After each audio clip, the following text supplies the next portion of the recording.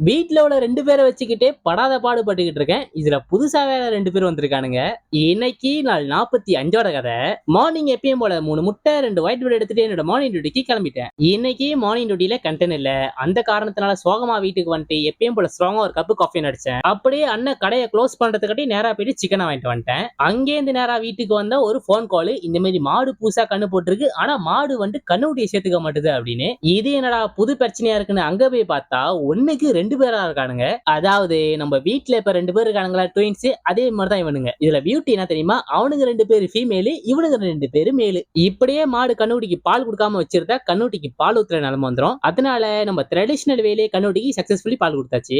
அங்கே இந்த வீட்டுக்கு வந்துட்டு லஞ்ச் கூட ஒரு ஸ்கூப்பே எடுத்துட்டு நேரா ஜிம் கிளம்பிட்டேன். இன்னைக்கு ஆக்சுவலி நம்ம ஜிம்ல செஸ் அண்ட் பேக் ட்ரெயின் பண்ண வேண்டியது. வீட்ல கொஞ்சம் வேலை இருந்த காரணத்தினால வெறும் செஸ் மட்டும் ட்ரெயின் பண்ணிட்டு வீட்டுக்கு வந்துட்டேன். வீட்டுக்கு வந்த உடனே ஒரு ஸ்கூப் வேவ் மட்டும் எடுத்துக்கிட்டேன். நான் சொன்ன வேலை இல்லனா அங்க உள்ள அந்த 2 பையன்களையும் வீட்டுக்கு அலைக்கால் தூக்கிட்டு வரணும். இது கொஞ்சம் பெரிய ப்ராசஸ். இருந்தாலும் ஒரு வழியா அந்த 2 பேரையும் வீட்டுக்கு எடுத்து வந்து சேர்த்தாச்சு.